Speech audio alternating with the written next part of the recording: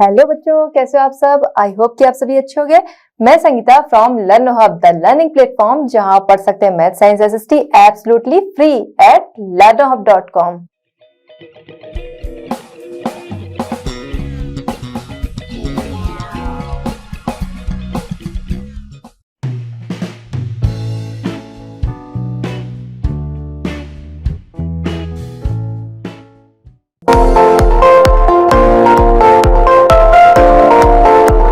चलिए बच्चों, हमारा आज का चैप्टर स्टार्ट करते हैं। क्वेश्चन नंबर 1 हमारा है, how is food security insured in India. India में फूड सिक्योरिटी किस तरह से इंश्योर्ड की जाती है। तो अगर बात करें तो इसके लिए गवर्नमेंट जो है कुछ सिस्टम्स को अपनाया। गवर्नमेंट ने उस पर बहुत सारे काम किए गए। उसमें 2 तरह के सिस्टम अपनाए गए। First buffer stock and second जो था वो पब्लिक डिस्ट्रीब्यूशन सिस्टम, यानी कि पीडीएस। पीडीएस की अगर हम बात करें तो लोगों तक यानी कि पब्लिक तक अनाज का जो डिस्ट्रीब्यूशन है वो सही तरीके से हो सके।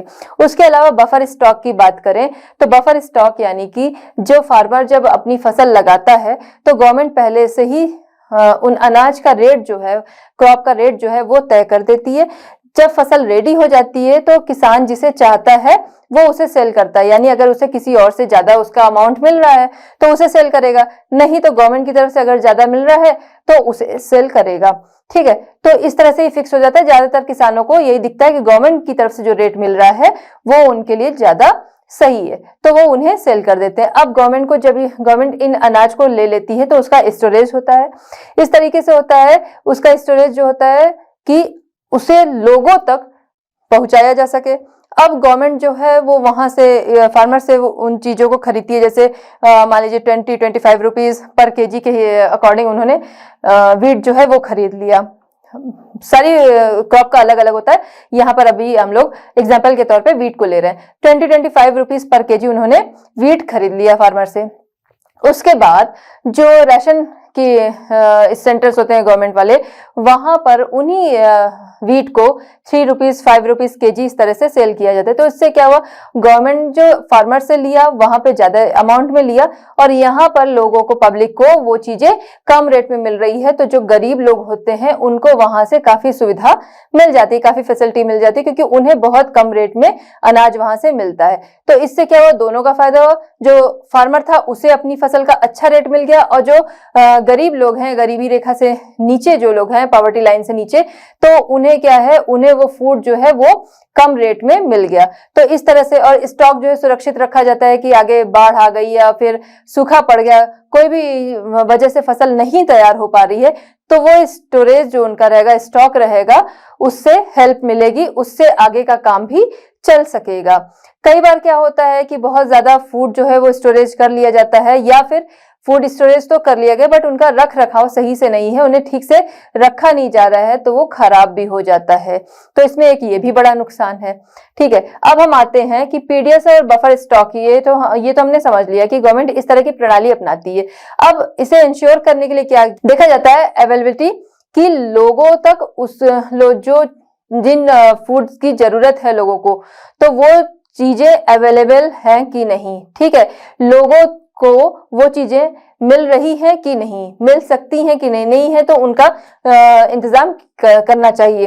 तो इस तरीके की चीजें आती हैं। उसके बाद क्या आती है, तो सबसे पहले क्या आता है, अवेलेबिलिटी ऑफ फूड। फिर उसके बाद क्या आता है, एक्सेसिबिलिटी ऑफ फूड, कि फूड तो है पर्याप्त मात्रा में, लोग जो हैं उनकी जो डिमांड है पर्याप्त मात्रा में है, बट एक्सेसिबिलिटी है कि नहीं।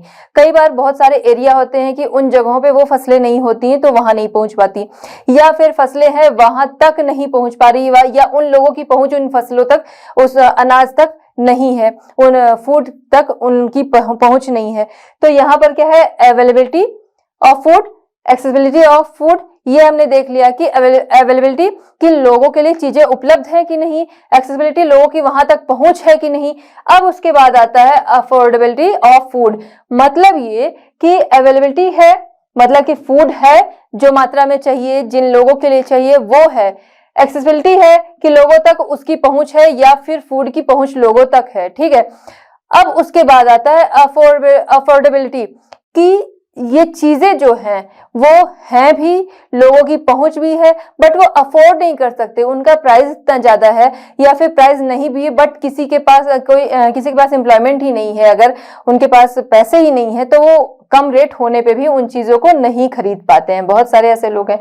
तो availability of food, accessibility of food और अफोर्डेबिलिटी ऑफ फूड, ये सारी चीजें इंश्योर करना गवर्नमेंट का काम होता है। इसीलिए देखिए अभी बात हुई थी कि वो क्या करते हैं, जो फार्मर से फूड लेते हैं, अनाज लेते हैं और उन्हें आगे जो राशन इस कार्ड वगैरह बनते हैं उसके आधार पर गरीबों के लिए वो अनाज क्या होता है, कम रेट में उन्हें दे दिया जाता है। तो अवेलेबिलिटी, फूड सिक्योरिटी इंश्योर करने के लिए इंडिया में अवेलेबिलिटी ऑफ फूड की अवेलेबिलिटी है कि नहीं, accessibility of food and affordability of food, ये सारी चीजें इंश्योर की जाती हैं।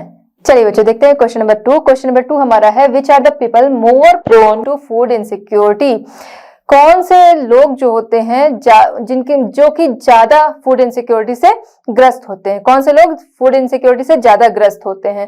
तो अगर इनकी बात करें तो सबसे पहले रूरल एरियाज में हम देखेंगे जिनके पास लैंड नहीं, क्योंकि वहां का जो मेन काम है वो क्या होता है, एग्रीकल्चर होता है। अगर उनके पास लैंड ही नहीं है तो वो क्या होते हैं कि वो ज्यादा फूड इनसिक्योरिटी से ग्रस्त होते हैं। ठीक है, फूड इनसिक्योरिटी उनके पास ज्यादा होती है, या फिर उससे अफेक्टेड कह सकते हैं, ज्यादा होते हैं। उसके अलावा हम अगर देखेंगे तो ट्रेडिशनल आर्टिसंस हो गए, या फिर वर्कर जो लोग अपना छोटा मोटा काम कर रहे होते हैं वो हो गए, या जो दूसरों पे आश्रित हैं वो हो गए, इंक्लूड बेगर्स हो गए, कि जो दूसरों पे आश्रित होते हैं, या फिर बेगर्स भी जो होते हैं वो भी उसमें आते हैं, कैटेगरी में आते हैं, तो वो हो गए। उसके अलावा जो लोग ट्रेडिशनल सर्विसेज प्रोवाइड करते हैं, जैसे कुछ लोगों का काम होता है कि उनका ट्रेडिशनल सर्विसेज उनकी क्या रही है कि किसी के एनिमल्स हैं उनकी देखभाल करना, उन्हें चराना या उनकी देखभाल करना, तो इस तरीके से ट्रेडिशनल सर्विसेज जो देते रहे हो वो सब हो गए। पेटी सेल्फ एम्प्लॉयड वर्कर्स हो गए जो कि अपना छोटा मोटा काम करते हो।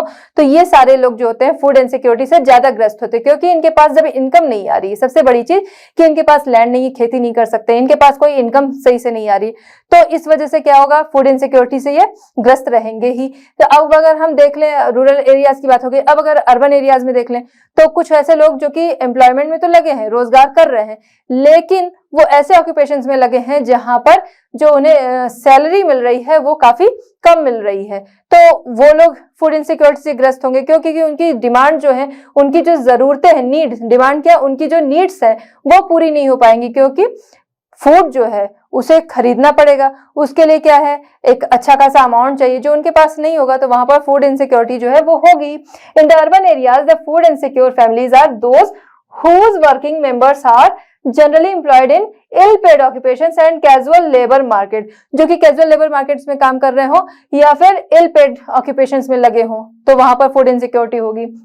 सोशल कंपोजिशन, इसके अलावा देखिए गरीबी है, वहां पर लोग चीजें खरीद नहीं पा रहे, उसके अलावा सोशल कंपोजिशन भी हम बात करेंगे कि उसकी वजह से भी बहुत सारे लोग हैं जो फूड इनसिक्योरिटी से ग्रस्त हैं, जैसे कि SC STs हो गए, कुछ पार्ट OBCs का भी हो गया, the SC STs and some sections of OBCs। क्योंकि इनके पास जैसे जो भी पहले के भेदभाव वगैरह रहे हो, तो उसकी वजह से इनके पास लैंड जो है उनकी कमी रही हो, या फिर लैंड इनके पास रही हो बट वो लैंड जो है वो अच्छी ना रही हो, लैंड है बट वो अच्छी उपज नहीं दे पा रही है, तो इस वजह से भी इनके बीच में जो है गरीबी बनी रहेगी। अब जब गरीबी बनी रहेगी तो फूड खरीद नहीं पाएंगे, जब फूड नहीं खरीद पाएंगे तो उनके पास फूड इनसिक्योरिटी ऑलरेडी बनी रहेगी। The people affected by natural disaster से जो लोग अफेक्टेड होंगे कि उनके पास लैंड भी है, उन्होंने अच्छी खेती भी की, फिर अचानक से नेचुरल डिजास्टर आए जिनकी वजह से क्या हो गया, उनकी फसल हो गई नुकसान। अब उसके बाद क्या होगा कि उनका काम जो है वो चल नहीं पाएगा, तो फूड इनसिक्योरिटी वहां भी बनी रहेगी। Who have to migrate to other areas in search to work, कुछ लोग जो हैं वो काम के लिए दूसरी जगह पे माइग्रेट करते हैं, तो इस वजह से भी, क्योंकि वो फैमिली में, मान लीजिए फैमिली की कंडीशन ठीक ठाक है तो वहां पे वो रह रहे हैं, वहां पर फूड सिक्योरिटी उनको मिल रही है, लेकिन वो दूसरी जगह पे जा रहे हैं काम के लिए, माइग्रेट हो गए, अब वो दूसरी जगह चले गए, वहां पे उन्हें फूड मिल रहा है, नहीं मिल रहा है, क्योंकि अगर उनकी इनकम अच्छी होगी तब वो फूड जो है वो सही तरीके से पाएंगे, वरना फिर नहीं मिल पाएगा। Are also among the most food insecure people, a high incidence of malnutrition prevails among women, उसके अलावा वुमेन में बहुत ज्यादा देखा जाता है कुपोषण, उनको बहुत ज्यादा न्यूट्रिशन की जरूरत होती है, बट उनमें बहुत सारी कुपोषित महिलाएं देखी जाती हैं। और ये चीज बहुत ज्यादा नुकसानदेह है, क्योंकि अगर कोई मालन्यूट्रिशन वुमेन है तो वो आगे अगर किसी बेबी को बर्थ देगी तो उसका जो बच्चा होगा वो भी कुपोषित होगा। तो ये सारे अगर हम देखते हैं कि ये जो एरियाज हैं या फिर ये जो सेक्शंस है, अगर इनकी बात करें तो फूड्स इनसिक्योरिटी से ये लोग अफेक्टेड होते हैं। यहाँ पर हमारा क्वेश्चन क्या था कि जो लोग फूड इनसिक्योरिटी से ज्यादा ग्रस्त हैं, तो ये सारे टाइप के लोग जो होते हैं वो फूड इनसिक्योरिटी से ज्यादा ग्रस्त होते हैं। उसके अलावा तो हम देखेंगे समाज में बहुत सारी चीजें मिल जाएंगी, बहुत सारी रीजंस मिल जाएंगे, लेकिन ये मेन रीजंस है कि जहां पर हम देखेंगे फूड इनसिक्योरिटी, लोगों से लोग जो है वो ज्यादा ग्रस्त होंगे। चलिए बच्चों देखते हैं क्वेश्चन नंबर 3। क्वेश्चन नंबर 3 हमारा है, which states are more food insecure in India. India के स्टेट्स बताने हैं जहां पर फूड इनसिक्योरिटी जो है वो बहुत ज्यादा है, जहां पर फूड इनसिक्योरिटी बहुत ज्यादा है, उन स्टेट्स के नाम बताने हैं। तो उसमें आता है ईस्टर्न और साउथ ईस्टर्न पार्ट आता है उत्तर प्रदेश का, कुछ पार्ट मध्य प्रदेश और महाराष्ट्र का भी आता है, उसके अलावा छत्तीसगढ़ है, झारखंड है, वेस्ट बंगाल है, बिहार है। ये सारे स्टेट्स जो हैं वहां पर फूड इनसिक्योरिटी जो है वो बहुत ही ज्यादा पाई जाती है। इन स्टेट्स, उड़ीसा है, इन स्टेट्स में फूड इनसिक्योरिटी बहुत ज्यादा पाई जाती है। क्यों पाई जाती है उसका रीजन समझते हैं। या तो गरीबी बहुत ज्यादा है, ठीक है, इस वजह से फूड इनसिक्योरिटी ज्यादा होती है, या कह सकते हैं वहां पर नेचुरल डिजास्टर बहुत ज्यादा आते हों, या ट्राइबल एरियाज हों। ये सारी वजहें हैं जिससे कि हम कह सकते हैं कि जो ये स्टेट्स हैं इंडिया के, यहाँ पर फूड इनसिक्योरिटी बहुत ही ज्यादा पाई जाती है। चलिए बच्चों देखते हैं क्वेश्चन नंबर 4। क्वेश्चन नंबर 4 हमारा है, do you believe that green revolution has made India self sufficient in food grains, why. Question हमारा क्या कह रहा है, क्या आप मानते हो कि इंडिया जो है ग्रीन रिवॉल्यूशन से फूड ग्रेन्स में सेल्फ सफिशिएंट हो गया है, क्यों, या फिर ग्रीन रिवॉल्यूशन ने, क्या आप मानते हो कि ग्रीन रिवॉल्यूशन ने इंडिया को सेल्फ सफिशिएंट बना दिया है, क्यों। तो चलिए बात करते हैं। सबसे पहले ग्रीन रिवॉल्यूशन जो कि 1967 टू 1977 में लाया गया, और इसके बाद से इंडिया में वेदर कंडीशन चाहे कितनी भी बुरी हो, बट फूड की अवेलेबिलिटी जो है वो कम नहीं हुई। फूड ग्रेन्स जो है वो इंडिया में पर्याप्त मात्रा में रहे, चाहे कि जो कंडीशन है वेदर की, ये जैसे बाढ़ बहुत ज्यादा आ गई, चाहे सूखा पड़ गया, लेकिन फूड अवेलेबिलिटी जो है वो इंडिया में बनी रही। आफ्टर इंडिपेंडेंस जो नई स्ट्रेटेजी लाई गई एग्रीकल्चर में, ग्रीन रिवॉल्यूशन, उसके बाद से after independence India adopted a new strategy. After independence India ने न्यू स्ट्रेटेजी अडॉप्ट की, जिससे कि कहा गया ग्रीन रिवॉल्यूशन। इसके अंतर्गत ज्यादा से ज्यादा उपज जो है वो उस ज्यादा अनाज जो है वो अनाज ग्रो करने पर ध्यान दिया गया। तो इसमें सबसे पहले 2 फसलों को लिया गया, राइस एंड व्हीट। सबसे पहले इसमें ध्यान दिया गया व्हीट पे, जब ये कारगर हुआ तो आगे इसमें राइस पर भी ध्यान दिया गया। इसकी वजह से लोगों ने इसमें लोगों का इंटरेस्ट जो है वो बढ़ा, इसमें ज्यादा से ज्यादा उपज जो है वो प्राप्त करने के लिए, क्रॉप जो है वो अच्छी हो, उसके लिए जो हाइब्रिड सीड्स का भी यूज होने लगा, कि उसके द्वारा भी, कि बस उद्देश्य ये हो गया, एम ये हो गया कि फूड जो है, फूड ग्रेन्स जो है वो ज्यादा से ज्यादा ग्रो करने हैं। तो it was specially in the production of wheat and rice. तो इसमें काम किया गया किस पे, ज्यादातर व्हीट एंड राइस के प्रोडक्शन पे। इसकी वजह से और जो फसलें हैं वो पिछड़ गई, या फिर कह सकते हैं कि जैसे राइस है, इसमें वाटर की बहुत ज्यादा जरूरत होती है, तो यहाँ इसकी वजह से क्या हो गया कि वाटर का बहुत ज्यादा यूज होने लगा। लेकिन हुआ क्या कि उपज जो है वो जो फूड ग्रेन्स है वो ज्यादा से ज्यादा मिलने लगे। इसमें ध्यान दिया गया कि जो चाहे इरिगेटेड एरिया है या फिर अनइरिगेटेड एरिया है, जहां पर पानी की पहुंच नहीं भी है, तो सिंचाई के द्वारा ही, इरिगेशन के द्वारा ही, लेकिन फसल अच्छी रेडी करनी है। हाइब्रिड सीड की वजह से फसल जो है ज्यादा से ज्यादा पाई जा सके। तो इस तरीके से चीजें यूज की गई कि इरिगेशन हो सकता है या नहीं हो सकता है, फिर भी फसल जो है वो अच्छी पानी है, अनाज जो है वो ज्यादा से ज्यादा हो सके, इस तरह की कोशिश इसमें की गई स्ट्रेटेजी में। Since the advent of the green revolution in the early 1970s, the country has avoided famine even during adverse weather condition. तो वेदर कंडीशन चाहे बुरी भी हो, लेकिन 1970s के बाद वेदर कंडीशन बुरी होने के बाद भी फूड अवेलेबिलिटी जो है वो कम नहीं हुई. therefore it can be said that the green revolution has made India self sufficient in food. तो इसलिए कहा जा सकता है कि ग्रीन रिवॉल्यूशन के आने से इंडिया जो है वो सेल्फ सफिशिएंट बन गया, क्योंकि अनाज जो है वो ज्यादा से ज्यादा उपजाया जाने लगा, जिसकी की जरूरत हर किसी को होती है. फूड जो है, देखिए फ्रूट के बिना लोग काम चला सकते हैं थोड़ा बहुत, वेजिटेबल के बिना चला सकते हैं, चलाना नहीं चाहिए, उससे उनको न्यूट्रिशन नहीं मिल पाएगा, लेकिन एटलीस्ट जो उनकी फूड की जरूरत है, मतलब ये कि डेली फूड की जो जरूरत है वो तो उनकी कंप्लीट हो जाती है, राइस एंड व्हीट जिनकी सबसे ज्यादा डिमांड होती है. तो ग्रीन रिवॉल्यूशन आने के बाद देखा गया कि जैसे पंजाब है, हरियाणा है, उत्तर प्रदेश है, इन जगहों पे क्या हुआ कि ये व्हीट की जो कंडीशन थी वो काफी सुधर गई, व्हीट की मात्रा ज्यादा प्राप्त होने लगी. राइस में हम देखें तो उत्तर प्रदेश है, वेस्ट बंगाल है, इन जगहों में ग्रीन रिवॉल्यूशन आने के बाद ये जो ग्रेन्स हैं वो ज्यादा से ज्यादा मिलने लगी. चलिए बच्चों देखते हैं क्वेश्चन नंबर 5. क्वेश्चन नंबर 5 हमारा है, a section of people in India are still without food, explain.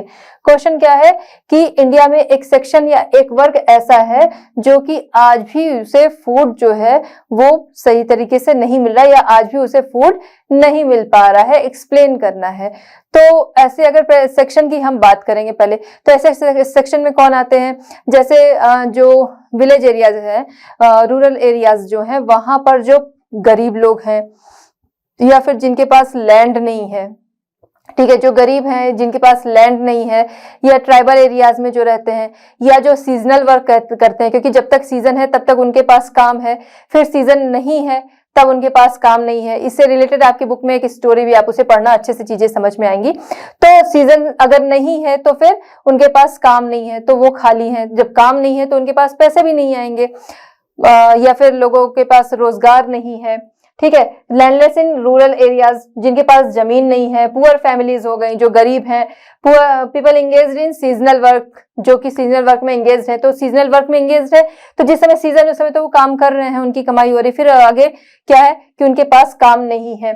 तो इसलिए जब लोगों के पास काम नहीं है, पैसे नहीं है, तो क्या होगा, फूड उन्हें नहीं मिल पाएगा, ठीक है. ट्राइबल्स हैं, वहां तक पहुंच नहीं होती है, ठीक है. Areas frequently affected by natural climate, जो कि नेचुरल क्लाइमेट से अफेक्टेड एरियाज हैं, वहां पर भी फूड की कमी होती है. वहां पर भी लोग आज भी है कि वहां पर फूड तक लोगों की पहुंच नहीं है.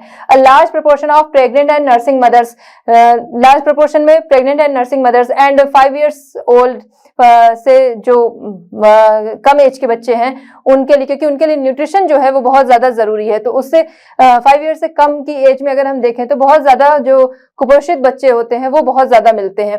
And children under the age of 5 years constitute an important segment of the food insecure population. तो बहुत ज्यादा पॉपुलेशन, मतलब अगर हम देखेंगे तो इस तरह के लोग हैं जो कि आज भी फूड जिन्हें नहीं मिल पाता है.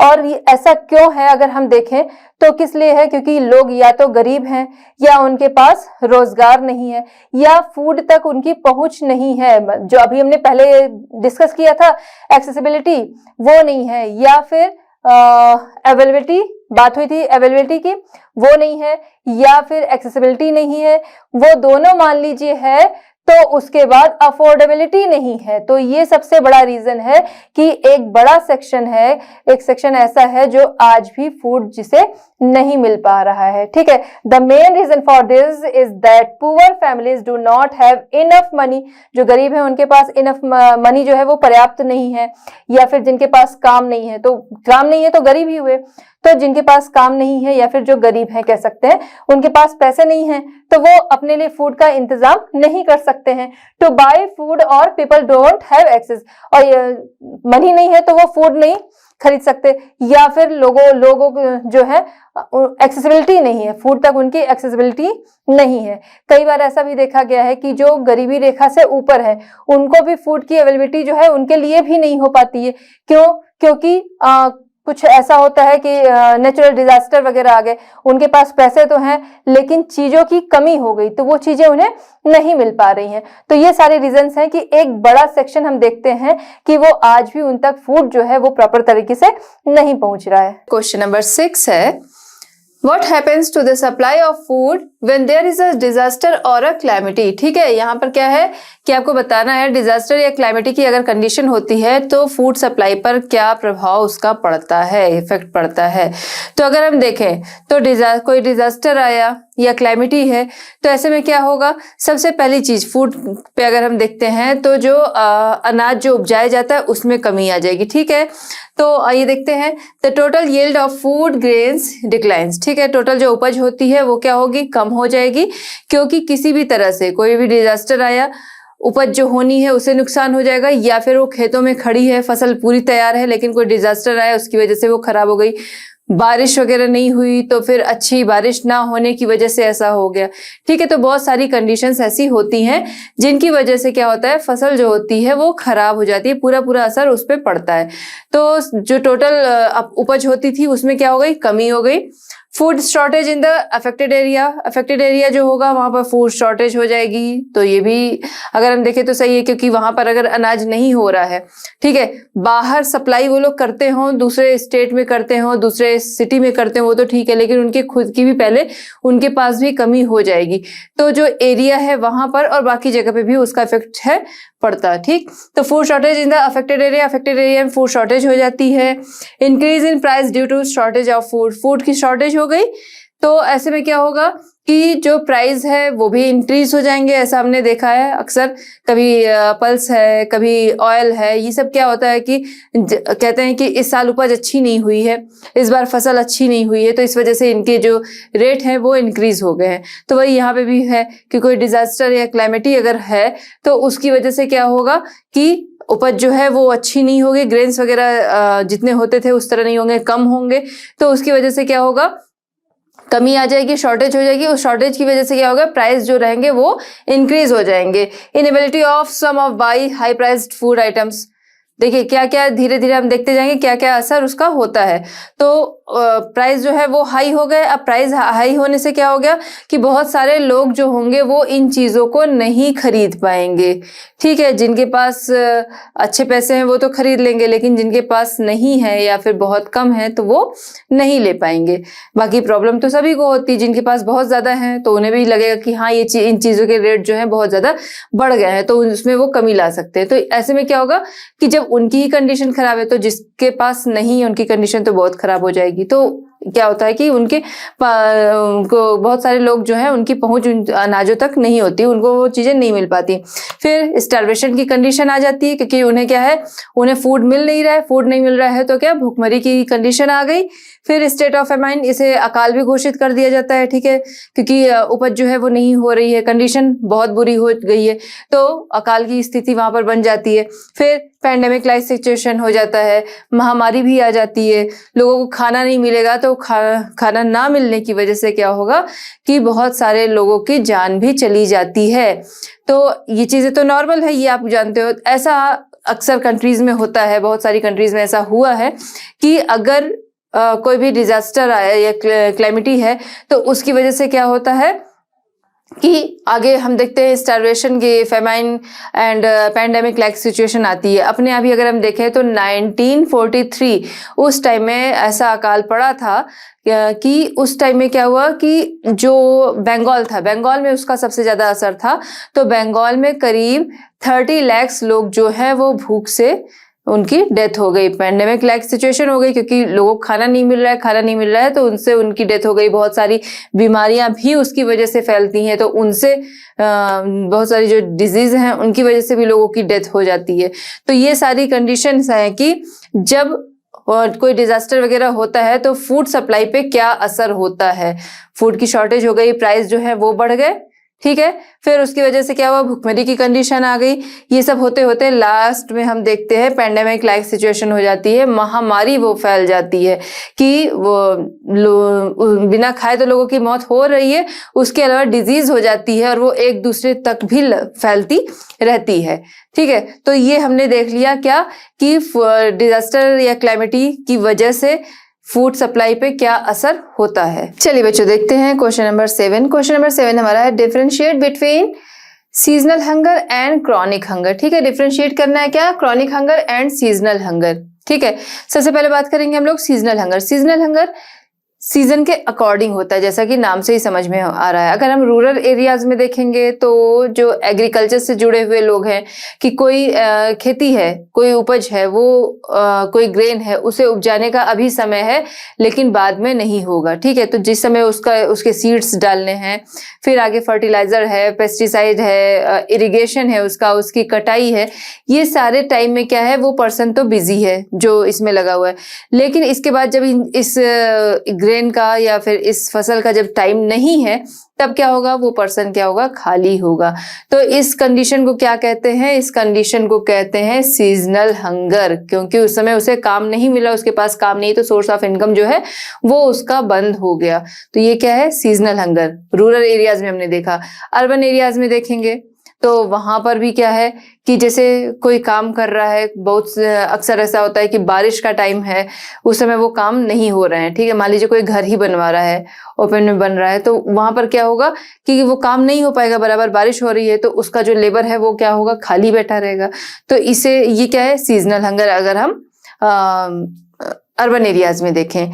इसके अलावा मान लीजिए कोई अगर स्वेटर की दुकान मान लीजिए लगाता है, कोई पर्सन है जो पर्टिकुलर सिर्फ स्वेटर, शॉल, इन्हीं चीजों की शॉप लगाता है, जो कि हम विंटर्स क्लोथ होंगे, उसकी शॉप लगाता है। तो उसकी वो सारी चीजें कब बिकेंगी, उसकी वो सारी चीजें जब विंटर्स आने वाले होंगे और विंटर्स होंगे, उसी टाइम में बिकेगी। बाकी टाइम क्या होगा, वो खाली होगा। तो ये क्या हो गया, ये हो गया सीजनल हंगर। फिर हम आते हैं नेक्स्ट, देखते हैं क्रॉनिक हंगर। क्रॉनिक हंगर पे अगर हम देखें तो क्रॉनिक हंगर जो है वो लंबे टाइम तक चलता है। सीजनल क्या है, सीजन के अकॉर्डिंग चलता है। क्रॉनिक हंगर हम देखें तो ये लंबे टाइम तक चलता है। अगर हम देखें पुअर लोगों को, तो उनका जो फूड होता है, जो फूड ले रहे हैं, तो उसमें क्या होता है कि वो या तो उसकी क्वांटिटी कम होती है, अगर क्वांटिटी है तो उसकी क्वालिटी अच्छी नहीं होती, क्योंकि उनकी जो इनकम होती है वो लो होती है। ठीक है, कम होती है इनकम। तो इससे क्या होगा, उन्हें सिर्फ ये रहता है कि हाँ अपनी डेली जो फूड की नीड है वो बस पूरी कर रहे हैं, उसकी क्वालिटी क्या हो रही, क्वांटिटी क्या हो रही, उसको वो नहीं ध्यान देते हैं। ठीक है, chronic hunger is a consequence of diets persistently inadequate in terms of quantity and or quality। ठीक है, तो ये सारी चीजें इसमें आती हैं। Poor people suffer from chronic hunger because of their very low income and in turn inability to buy food even for survival। तो सर्वाइव करने के लिए जो फूड उन्हें चाहिए, तो उसके लिए उनकी इनकम जो है वो काफी कम होती है, इस वजह से वो उन फूड को नहीं ले पाते हैं। तो इस वजह से उनकी क्वालिटी एंड क्वांटिटी उनको सही तरीके से नहीं मिल पाती। तो क्रॉनिक हंगर हमने देख लिया जो लंबे समय तक चलता है, और सीजनल हंगर जो कि एक सीजन के अकॉर्डिंग होता है। ठीक है, सीजन में होता है। चलिए बच्चों देखते हैं क्वेश्चन नंबर 8। क्वेश्चन नंबर 8 हमारा है what has our government done to provide food security to the poor, discuss any 2 schemes launched by the government. तो क्वेश्चन हमारा क्या कह रहा है, क्वेश्चन हमारा कह रहा है कि गवर्नमेंट की तरफ से पुअर की फूड सिक्योरिटी, पुअर को फूड सिक्योरिटी प्रोवाइड करने के लिए गवर्नमेंट की तरफ से कौन से काम किए गए हैं, किन्हीं 2 स्कीम्स के बारे में बताना है। तो यहाँ अगर हम देखें तो गवर्नमेंट की तरफ से क्या काम किए गए हैं, फूड से जो पुअर हैं उन्हें फूड सिक्योरिटी अवेलेबल कराने के लिए, प्रोवाइड कराने के लिए गवर्नमेंट की तरफ से समय समय पर बहुत सारी स्कीम्स लाई जाती रही हैं, जिसका उन्हें फायदा भी मिलता है। जैसे कि बफर स्टॉक हो गया, पीडीएस हो गया। ठीक है, बफर स्टॉक जिसमें कि जो फार्मर्स होते हैं उनसे पहले ही उनकी जो फसल है उससे पहले ही क्या किया जाता है कि उनकी जो फसल है उसका रेट पहले से फिक्स कर दिया जाता है कि इस रेट पे हम लेंगे। गवर्नमेंट वो उस रेट पे ग्रेन उनसे लेती है, उसको स्टॉक कर रखती है, और जब जरूरत होती है या फिर जो गरीब लोग हैं उनके लिए क्या किया जाता है, इसे कम रेट पर अवेलेबल कराया जाता है। तो बफर स्टॉक हो गया, पीडीएस हो गया, पब्लिक डिस्ट्रीब्यूशन सिस्टम हो गया।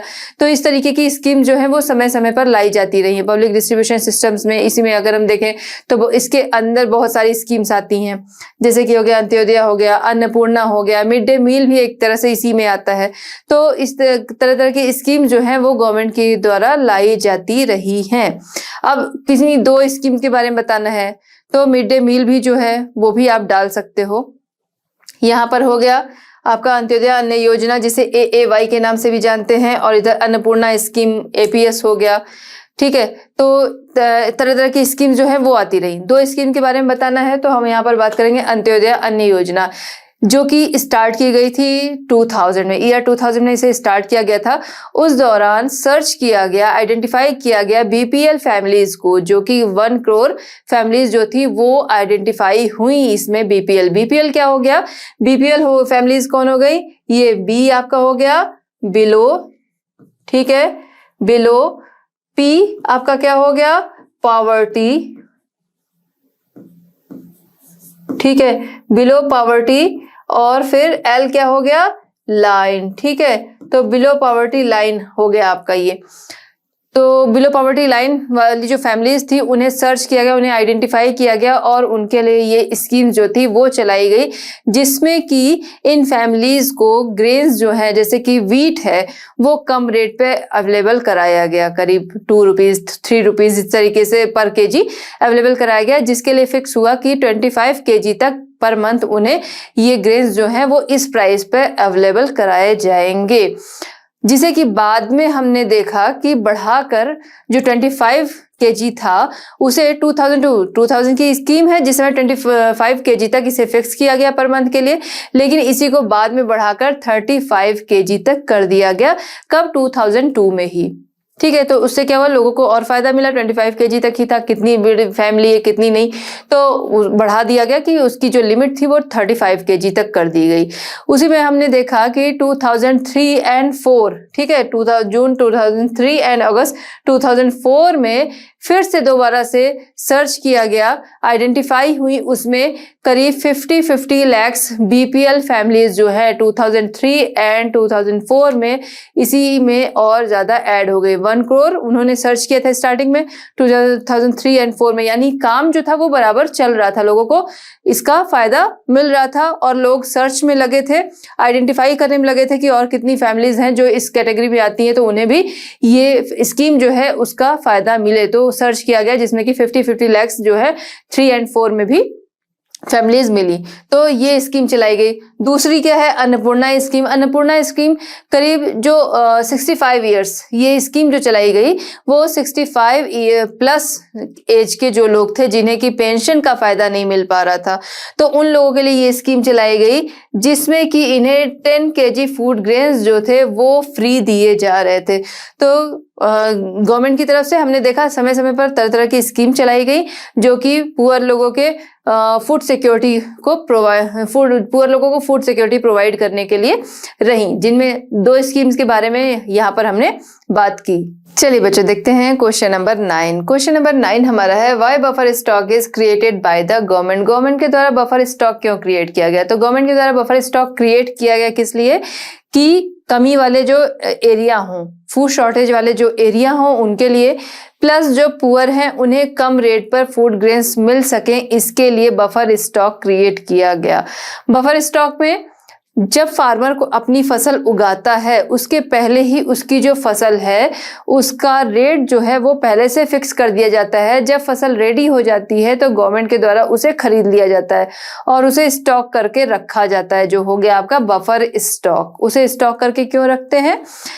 जो पुअर हैं, जो ग्रेन जो है जो मार्केट प्राइस में नहीं खरीद सकते हैं, तो उससे कम रेट में कम प्राइस में गवर्नमेंट के द्वारा उन्हें अवेलेबल कराया जाता है। इसके अलावा कोई क्लाइमेटी डिजास्टर वगैरह हो गए, जैसे किसी साल बारिश अच्छी नहीं हुई या फिर ग्रेन्स जो हैं वो रेडी हो गए हैं, अब वो वहां पर फील्ड में पड़े हुए हैं, आगे उनकी तैयारी हो रही है कि अब उनकी कटाई होगी या फिर कटाई करके रख दिया गया और अचानक से कोई डिजास्टर आ गया तो क्या होगा, वो ग्रेन्स जो हैं वो खराब हो गए। तो ऐसे टाइम में कहाँ से मिलेगा, इसी बफर स्टॉक से लोगों को अवेलेबल कराया जाएगा फूड ग्रेन्स, इसीलिए बफर स्टॉक जो है वो क्रिएट किए गए। This is done to distribute food grains in the deficit areas and among the poorer strata of the society at a price lower than the market price. ठीक है, तो जो गरीब लोग हैं वो मार्केट प्राइस पे नहीं खरीद सकते हैं तो उन्हें अवेलेबल कराने के लिए कम रेट में, also known as issue price, इसे इश्यू प्राइस के नाम से भी जाना जाता है।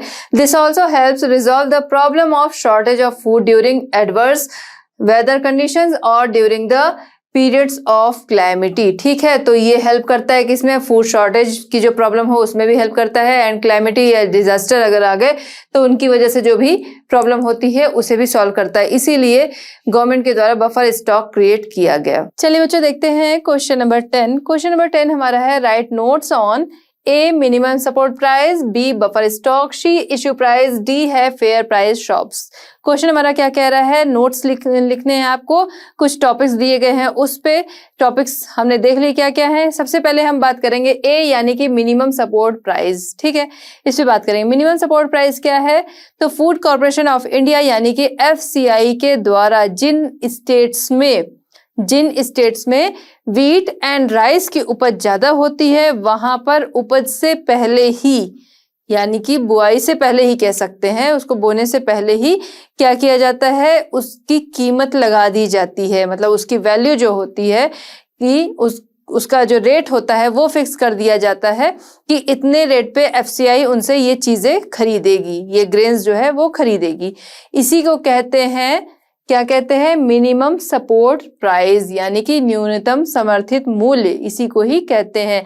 FCI क्या करती है, किसानों से, फार्मर से एक फिक्स अमाउंट पे चीजें ले लेती है, उसके लिए उपज होने के पहले ही, ठीक है, उपज होने के पहले ही उसका अमाउंट जो होता है वो फिक्स कर दिया जाता है, इसीलिए उसको कहते हैं मिनिमम सपोर्ट प्राइस, क्योंकि उस प्राइस पे उस चीज को फिक्स कर दिया जाता है कि FCI के द्वारा ये चीजें जो हैं वो बाद में खरीद ली जाएंगी। और ऐसा किस लिए किया जाता है, ऐसा इसलिए किया जाता है कि पहली चीज कि उनसे वो चीजें लेकर स्टॉक में जमा कर दी जाती हैं और जहां पर कमी होती है फूड ग्रेन्स की या फिर जो गरीब लोग हैं उनमें डिस्ट्रीब्यूशन के लिए इसका यूज होता है, पहली चीज। दूसरी चीज कि उन्हें पहले से ही अमाउंट क्यों फिक्स कर दिया जाता है, इसलिए फिक्स कर दिया जाता है जिससे कि जो फार्मर है वो इनकरेज होगा और फिर वो अपनी फसल को अच्छे तरीके से तैयार कर सकता है, कि उसको रहेगा एक सपोर्ट उसको मिल गया है। ठीक है, फाइनेंशियल एक सपोर्ट उसको मिल गया है, अब वो अनाज जो है वो उपजा सकता है, मतलब वो अब उस चीज की खेती कर सकता है, तो उसे सपोर्ट मिल गया। ठीक है, कि उसका मूल्य जो है, उसका रेट है, उसे इतना पहले मिल जाएगा, तो पहले से फिक्स कर दिया जाता है कि वो जो फार्मर है वो इनकरेज भी होगा और आगे इन चीजों को स्टॉक करके रख लिया जाता है, जिससे कि जो गरीब हैं या फिर कम जहां पर उपज होती है या फिर जहां पर जरूरत है वहां पर ये चीजें पहुंचाई जा सके। ठीक है, तो ये हो गया हमारा minimum support price. Food corporation of India buys wheat and rice from farmers in high yield states. Farmers are given pre-announced price for their crops. This price is called the minimum support price. ठीक है, जो price पहले से fix हो जाता है। Next हमारा है बफर स्टॉक। बफर स्टॉक क्या है, तो ये जो व्हीट एंड राइस का रेट जो है पहले से फिक्स कर दिया जाता है, फिर ये फसल जब रेडी होती है उसे वहां से लिया जाता है, ले जाकर किसी जगह पे स्टॉक किया जाता है, स्टोर किया जाता है उसे।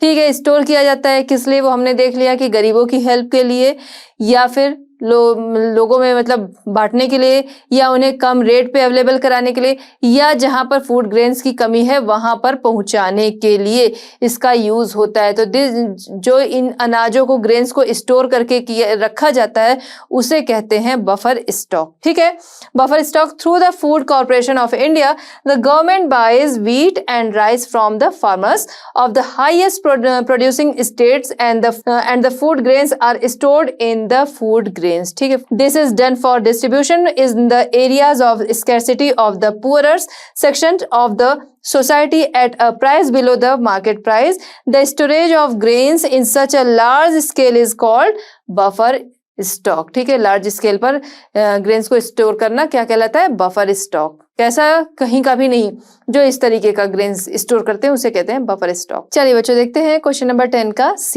सी यहाँ पर है हमारा इश्यू प्राइस। इस पे कुछ नोट हमें लिखना है। तो सबसे पहले हमने क्या देखा? Minimum support price. ठीक है, उसका नेक्स्ट स्टेप क्या था? बफर स्टॉक था।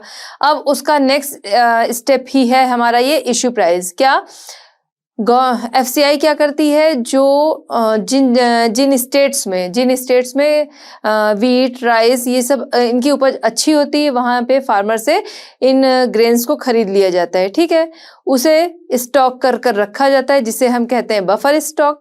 अब उसका नेक्स्ट स्टॉप है, इन चीजों को क्यों खरीदा जा रहा है? इन चीजों को इसलिए खरीदते हैं कि जो पुअर लोग हैं, जो गरीब हैं, उन्हें कम कीमत पर ये चीजें अवेलेबल कराई जा सके।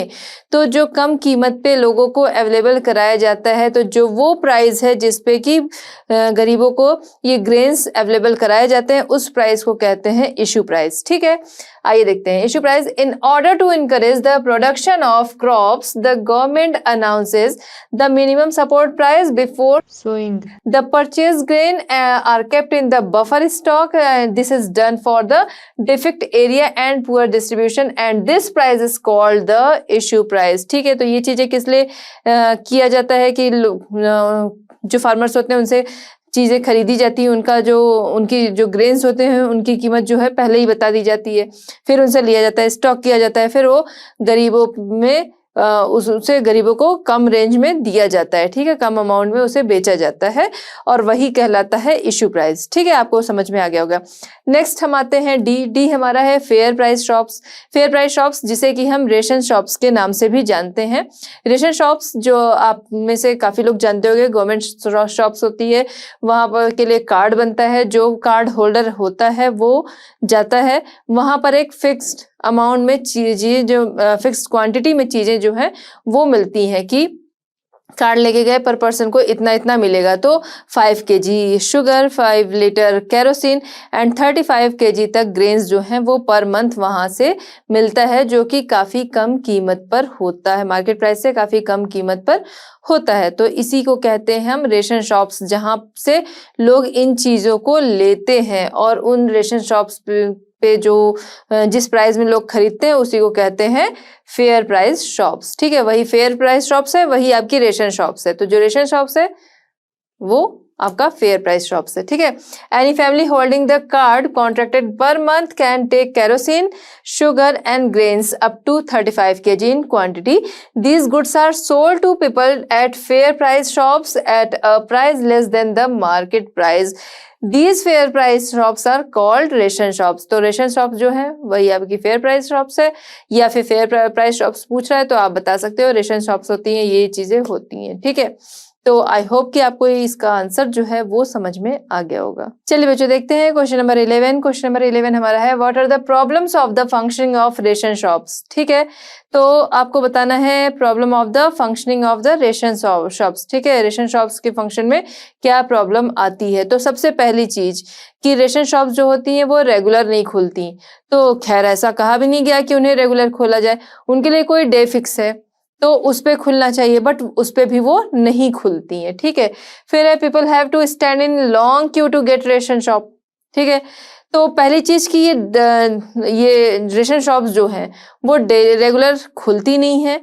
अब इनको वीक में या मंथ में 1 टाइम या फिर 2 टाइम खोलने के लिए अगर कहा भी जाता है तो वो उस टाइम पे नहीं खुल रही। एक तो इन पे भीड़ बहुत ज्यादा होती है, बहुत सारे लोगों के कार्ड्स बने होते हैं, सभी जाते हैं, रेगुलर खुलती नहीं है, तो इस वजह से वहां पर क्राउड जो होता है वो बहुत ही ज्यादा हो जाता है। वैसे भी लोगों को लाइन लगानी है, बट क्राउड इन वजहों से ज्यादा हो जाने की वजह से क्या होता है, जो क्यू होती है वो काफी लंबी हो जाती है, लोगों को बहुत देर तक खड़े होना पड़ता है। कई बार ये भी होता है कि किसी भी जगह कहीं हम लोग कोई फॉर्म भी लेने जाते हैं तो बहुत देर तक अगर क्यू में खड़े हैं तो एक टाइम ऐसा भी होता है कि भीड़ बहुत ज्यादा है, तो फिर ये भी हो जाता है कि हाँ ये फॉर्म जो है वो खत्म हो गए। तो ऐसे ही यहाँ पर भी हो जाता है कि बोल दिया जाता है ग्रेन्स जो है वो फिनिश हो गए। Sometimes the goods they get are poor quality. तो जो जिस क्वालिटी का गवर्नमेंट की तरफ से आता होगा गुड्स, तो उसे वो क्या करते हैं कि उस उन गुड्स को वो क्या करते हैं, दूसरे गुड्स से, मतलब अच्छी क्वालिटी का ना हो उससे वो एक्सचेंज कर लेते हैं।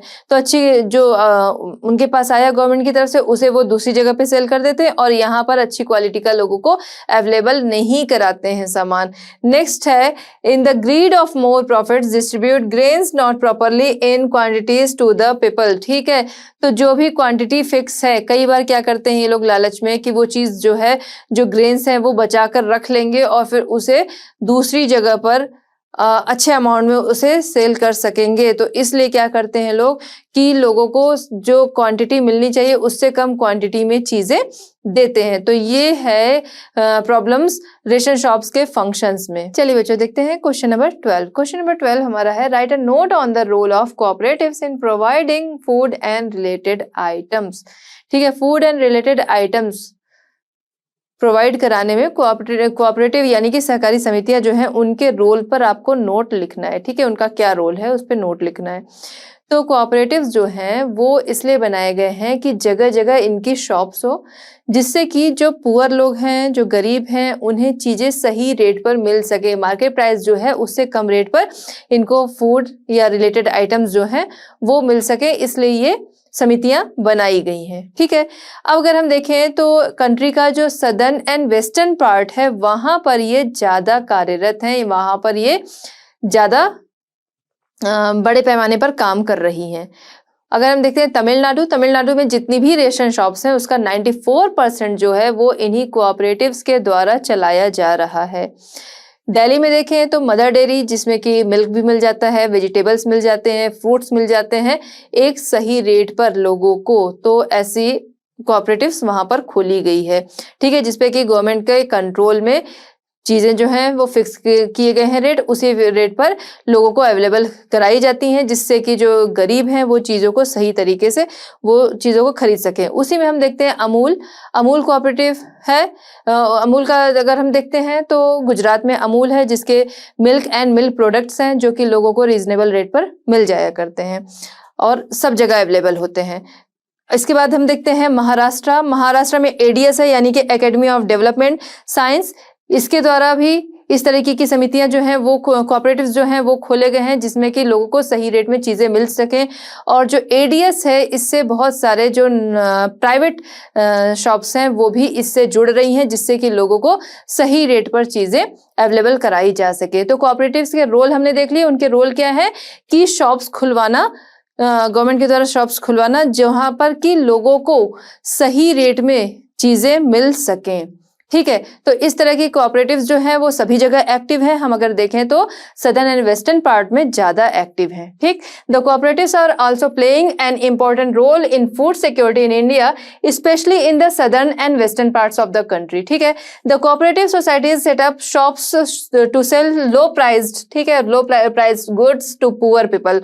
Cooperatives running in different parts of the country, ensuring food security of different section of society। ठीक है, different section of society को ensure करने के लिए food security। ठीक, for example अगर हम देखें, out of all fair price shops running in Tamil Nadu, around 94% are being run by the cooperatives। ठीक है, तो यहाँ पर ये हो गया।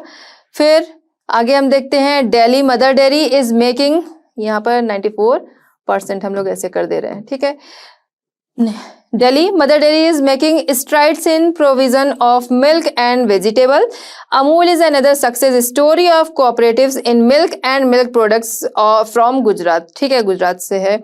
इन Maharashtra academy of development science, तो इसके बारे में भी हमने देख लिया कि इनसे बहुत सारे जो नॉन गवर्नमेंट है वो भी जुड़ रहे हैं, जिससे कि लोगों को चीजें सही तरीके से अवेलेबल कराई जा सके। तो बच्चों इस तरह हमारा ये चैप्टर होता है कंप्लीट। मिलते हैं नेक्स्ट चैप्टर नेक्स्ट सॉल्यूशंस के साथ at Learno hub. Learno hub free है पर बेस्ट है।